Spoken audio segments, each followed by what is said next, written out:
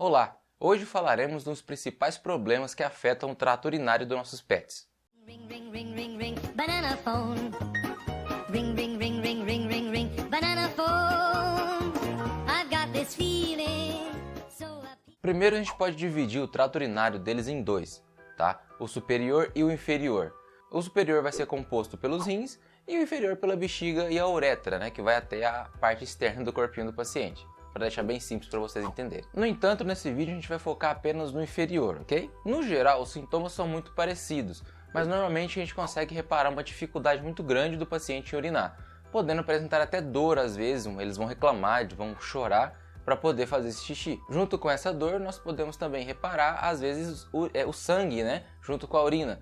Às vezes o sangue não vai estar vivo, mas vai estar avermelhado, rosa, uma tonalidade fora do comum ali da urina do nosso pet. Beleza então, mas quais são esses problemas, né, que eu citei antes? Bem, um seria a cistite, um problema muito mais comum de ocorrer em fêmeas do que macho, exatamente porque o caminho que a bactéria tem que fazer da região externa do paciente, da área de fora, para dentro é muito menor, porque a uretra da fêmea é muito menor do que a do macho. Sem falar que o macho, por si só, na ponta do pênis vai ter uma secreçãozinha chamada esmegma. Parece pus. Muitas vezes as pessoas levam na clínica falando que tá com infecção ali, achando que é pus, mas não é. Só a secreção natural que o machinho produz, exatamente para evitar que essas bactérias entrem para a bexiga dele. Nesse caso, o tratamento normalmente é feito com antibiótico, tá? Apenas. E tem antibióticos específicos que você pode usar e vai tratar muito bem, tá? Não precisa, nesse caso, de fazer cirurgia. E raramente precisa de fazer ultrassom, mas tem casos sim que precisa de fazer. Já o outro caso, né, o outro problema que pode dar, seria já o cálculo renal, né, a pedrinha nos rins, vamos colocar assim. Esse problema já não tem mais distinção sexual, ou seja, pode vir no macho, na fêmea, independente, mas tem sim uma certa origem genética. Por exemplo, se o paciente por si só tem mais tendência a gerar cristal na urina, ele vai ter sim um aumento de chance de dar esse cálculo renal médio a longo prazo, independente da raça e também da alimentação. Agora, nós temos também o dálmata, e a raça dálmata ela tem sim uma tendência natural a gerar um tipo de cálculo específico. E isso aí, independente também da alimentação que ele está tendo, ele pode ter alimentação corretíssima durante a vida e mesmo assim ter esse cálculo renal a longo prazo. Agora, a gente também tem a predisposição alimentar. Vou te dar um exemplo bem simples. Às vezes você dá queijo ou qualquer tipo de lácteo para o seu pet, né? Desde filhotinho, vamos lá, com 5, 6 ou mais anos de idade, ele vai apresentar sim um cálculo por cálcio, nada impede, e ao contrário, na verdade facilita isso acontecer.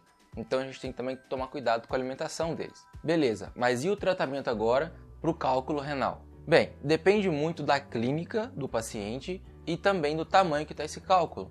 Às vezes é preciso fazer o ultrassom e o raio-x para a gente poder ver se está só na bexiga, né, através do raio-x ver se está só na bexiga, às vezes o ultrassom não pegou em outras localidades, que pode ter cálculo desde a bexiga, da bexiga até nos rins, né, nos rins até na bexiga, e também no meio do caminho, pode ficar preso no ureter, na uretra, então às vezes um raio-x é interessante sim. E o ultrassom, vamos colocar que o problema esteja só na bexiga, o ultrassom a gente consegue medir mais ou menos o tamanho que está esse cálculo. Dependendo do tamanho, a gente consegue fazer o tratamento apenas medicamentoso, entrar com umas medicações, alguns processos alimentares diferentes e fazer esse paciente eliminar aqueles cálculos pequenos que estão ali.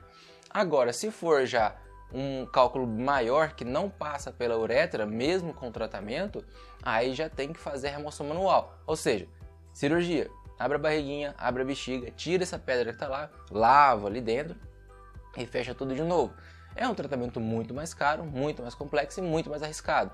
Então assim, sempre que o seu paciente, você perceber que o paciente é o seu pet, ele está com um problema de urinar, leve logo ao veterinário. Pode ser só uma cistite? Pode ser só uma cistite.